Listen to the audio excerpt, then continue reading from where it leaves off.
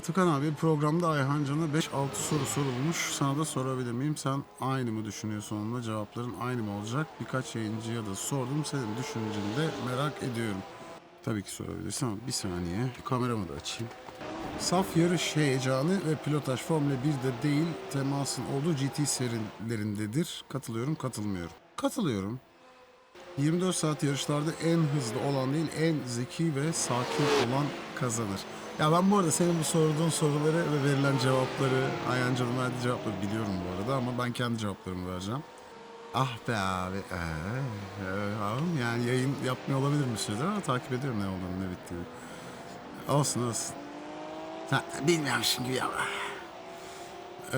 Yani ben zaten çok uzun zamandır hani dayanıklılık yarışlarında hep aynı şeyi söylerim. En hızlı olan değil, en dayanıklı olan kazanır. Adı üstünde dayanıklılık yarışıdır. O yüzden de strateji ve e, sakinlik yarışı kazandırır. Yani senin cevabından hangisi buna denk geliyor? En hızlı olan değil, zeki ve sakin olan kazanır diyeceğim. Motor sesi olmayan elektrikli yarışlar ruhsuz bir video oyunundan farksızdır. Katılmıyorum. Ben zaten elektrikli araba, elektrikli motor sistemine karşı değilim. Neden değilim? Çok uzun süre uzaktan kumandalı arabalarda hem yakıtlı hem elektrikli kullandım. Elektrikliyi de eski teknoloji fırçalı motorlarla başlayıp sonra yakıtlı olan motorlara geçip, nitro motorlara geçip oradan brushless teknolojisi olan elektrikli motorlara geçtiğim için elektrik motorlarının neler yapabildiğini çok iyi biliyorum. Sesine de kulağınız alıştığında gerçekten o gücü algılayabiliyorsunuz. Bu kadar gürültü çıkartmasına gerek yok. Yani ben yarış pistinde bulunmuş, motor sesinin verdiği heyecanı bilen, hatta V10, V8, V6 da dahil olmak üzere Formula 1'deki motorların sesini özleyen de bir izleyiciyim. Ama elektrik teknolojisinin geleceğini yadsıyamayız. Bu gelecek yani. O yüzden kötüleyemeyiz yani. Pist limitlerini boyalı alanlar değil, çakıl alanları belirlemelidir. Hata yapan yarış dışı kalmalıdır. Buna ne diyorsun abi? Güvenlik sebebiyle ben bunun uygulanabilir olduğunu düşünmüyorum. Her yere çakıl havuzu koyarsan takla atma ihtimali artar arabaların. Özellikle GT serilerinde. Ki çokça da taklalı kaza var. Kum havuzuna yanlış bir açıyla geldiğin zaman çok ciddi takla atabiliyor arabalar. O yüzden boyalı alan iyidir. Günümüz motorsporlarında %80 araç, %20 sürücü önemlidir. Bence her zaman motorsporlarında %50-%50'dir. Padoktaki en büyük ve en tehlikeli rakibin garajın diğer tarafındaki takım arkadaşındır. Aynı arabayla yani biz mesela şu an takım olarak yarıştığımız bu yarışta bir tane arabayı birden fazla pilot sürüyoruz ama senin söylediğin evet yani Formula 1 gibi veya işte WEC gibi aynı takımın iki veya daha fazla arabayı aynı yarışa soktuğu yarışlar için geçerli ve doğru. Birinci rakibin her zaman takım arkadaşındır. Sıralama turundaki kusursuz tek turu atmak yarışı kazanmaktan büyük bir hazdır. Yarışı kazanmaya denk bir hazdır bence. O yüzden katılmıyorum. Arkadaşlar sorular sadece Formula 1 üzerinden değil, motorsporları ile alakalı. Sadece Formula 1 ile cevaplamıyorum ben bu soruları. Birkaçı harici genelde aynı abi cevapların. Yani not aldıysan bize onları iletirsen sevinirim. Bakınız Rosberg Hamilton. Ya işte söyle tabii ki. Sana katılmadıkları pist limitleri ve GT değil de gerçek yarış ruhunun F1'de zirve olduğunu savundu. Ya Formula 1 motorsporlarının zirvesi, bu bir gerçek şu anlamda. Abi motorsporunu tanımlamakla başlamak lazım doğru açıdan bakmak için. Adı üstünde yani motor üreticilerinin yarışı. Yani pilotlardan önce aslında motorlar, arabalar geliyor. Temel bunun üzerine kurulu. İzlediğimiz motorsporu Daytona 24 ve benzeri dayanıklılık yarışlarının da çıkışı yine araç üreticilerinden geliyor. Birisi bir araba yapıyor ve diyor ki benim arabam 24 saat aralıksız burada gider kardeşim, hadi seninki gider mi diyor. Ve yarışmaya başlıyorlar, bu işler böyle. Pilotajda tabii ki bu noktada arabanın dayanıklılığından maksimum verimi alabilecek şekilde kendini yetiştirmek üzerine yıllar içinde gelişmiş. Ben o yüzden şeye katılmadım. Hani saf motorsporları heyecanlı soru tam olarak neydi hatırlayamadım şu an. Formula 1'i ben 98'den beri canlı izliyorum televizyondan. Bir kere de İstanbul Park'a gidip yerinde de izledim. Yani çok uzun süredir takip ediyorum. Tabii ki yani Formula 1 motorsporlarının zirvesidir ama hani gerçek yarış heyecanı anlamında Formula 1 şu anda günümüzde IMSA vesaire gibi farklı GT klasmanların veya bizim şu an yarıştığımız serilerdeki gibi işte multi klas yarışların olduğu yarışlara kıyasla heyecanı düşük kalıyor. Çünkü risk alamıyorlar. Hem masraflar çok fazla olduğu için hem kaybedecek şeyleri çok fazla olduğu için. O yüzden de hani kaybedecek şeyi az olan yarış serilerinde gerçek yarış ruhu, çekişme daha fazla. Ben onu savunduğum için o cevabı verdim. Şeye katılıyor musun peki abi? LMDH veya EB iRacing GT3 pilotun FP pilotundan yetenek olarak farkı yok. Ona da değindi de sen ne düşünüyorsun? Hani iRacing'te bu arabaları süren pilotun F1 pilotuna yetenek olarak farkı yok. Ha. Ha pardon. iRacing değil abi. İyi bir demeksin. Tabii yetenek olarak fark yok. Tabii ki yok. Özellikle yani Formula 1 pilotuyla karşılaştırılacaksa Hypercar süren pilotları karşılaştırmak lazım. Hypercar dediğimizde ne? Hibrit arabalar. Yani yine Formula 1'deki gibi hibrit teknoloji kullanan arabalardan bahsediyoruz.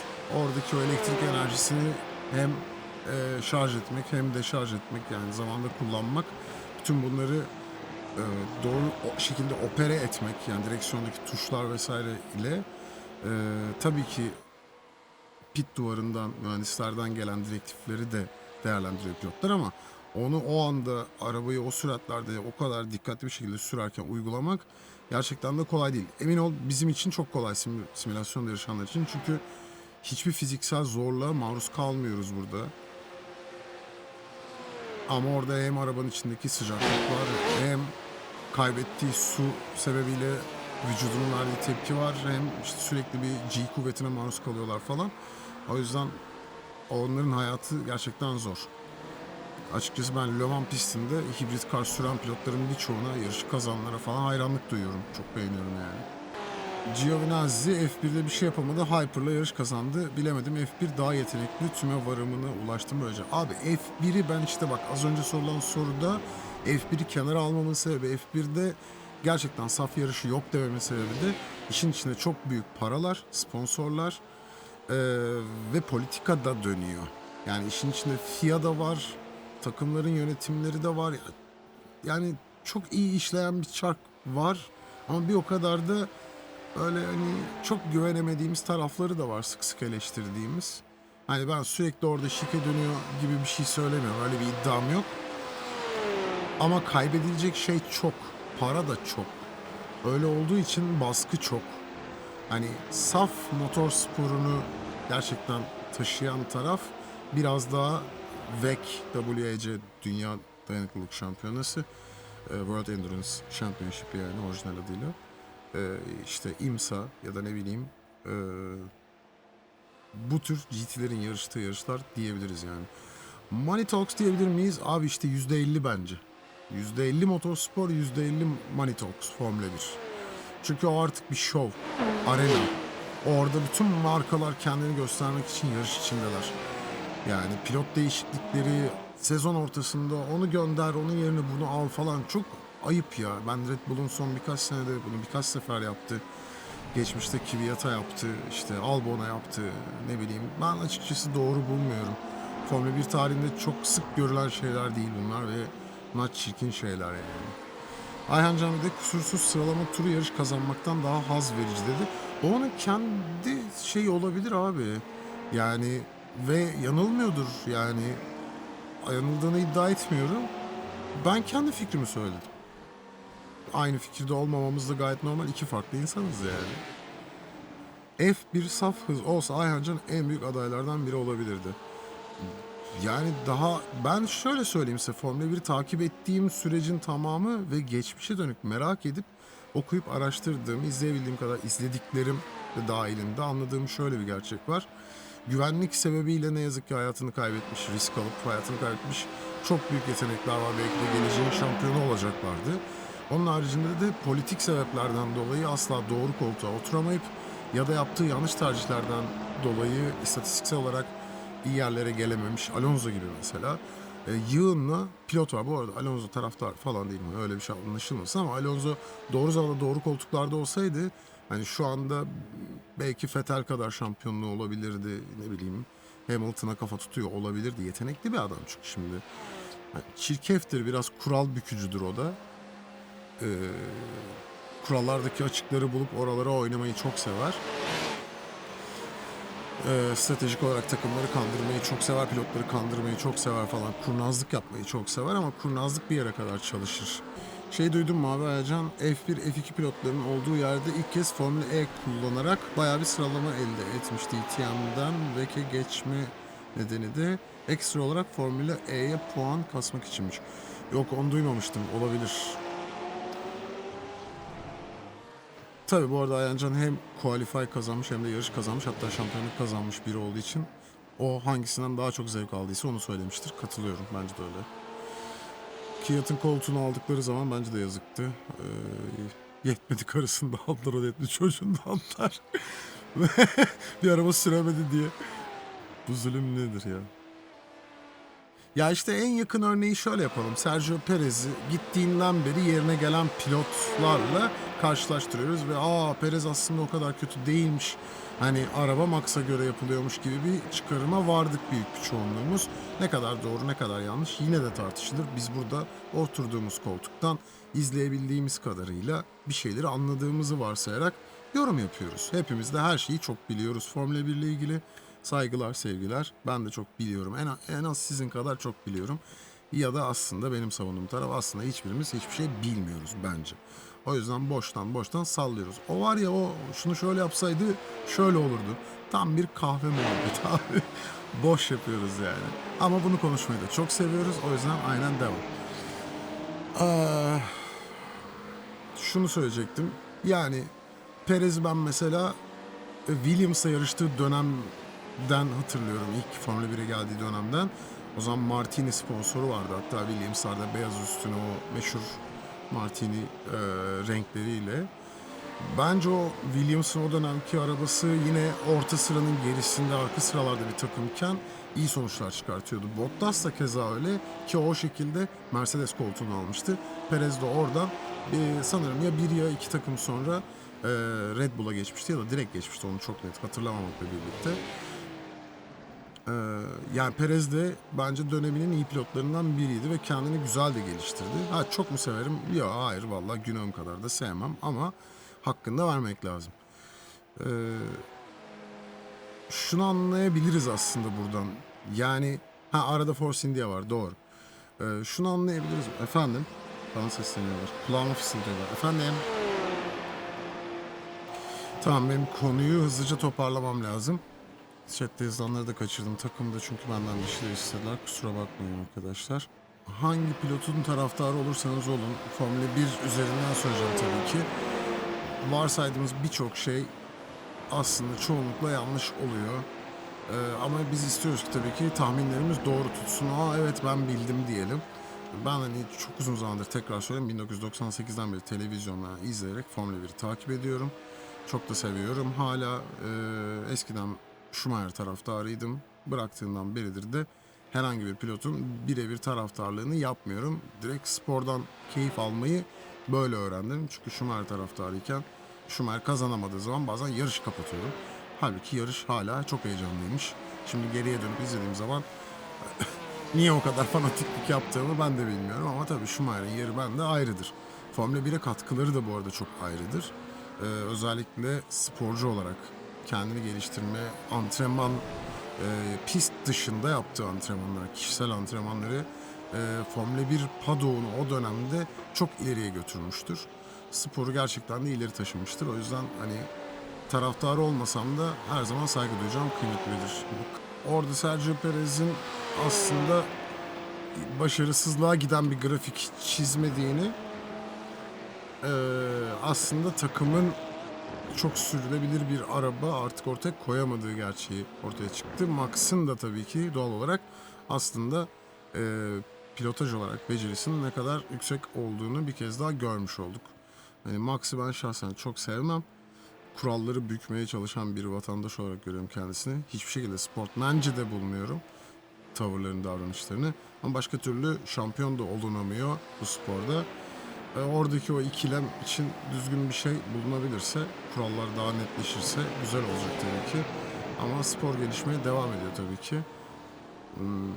Yani işte günümüzde illaki önünüze düşüyordur yani işte atıyorum Schumacher'in veya Senna'nın veya işte Hakkini'nin ne bileyim işte o şu hareketi günümüzde yapsa işte hepsi ceza dediğimiz birçok olay artık ceza, net ceza. Hani spor gelişmeye devam ediyor. Gelişmeye devam edecek. Belki bundan 5 yıl sonra, 10 yıl sonra ya da 20 yıl sonra dönüp Verstappen'in yaptıklarına bakınca bunu Formula 1'den atmaları lazımmış bile diyeceğiz belki de. O yüzden yani anın keyfini çıkartmak çok daha önemli Formula 1'de bence.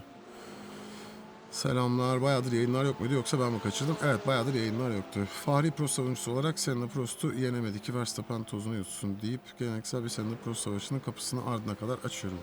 Şu anda hiç onu tartışamayacağım. Çünkü benden takım arkadaşıma spot yapmam istendi. Ben çene çalmaktan hiçbir şey yapamadım. Dinlenmeye gidecek olan arkadaşımız gidemedi. O yüzden ben çenemi kapatıyorum. Takım arkadaşımızla ilgilenmeye geçiyorum. İnşallah. Evet, geldim.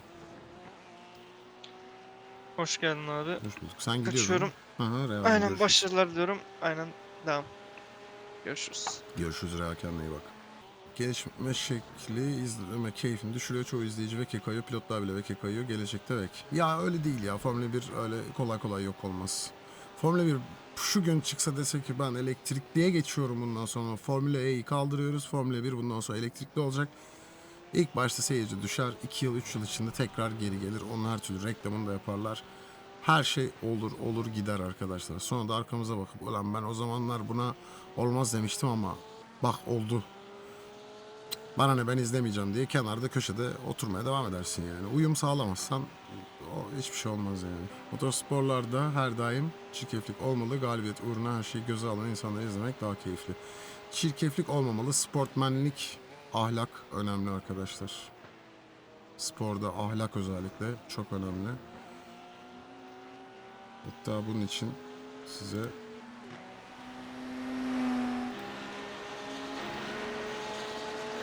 cevabım budur.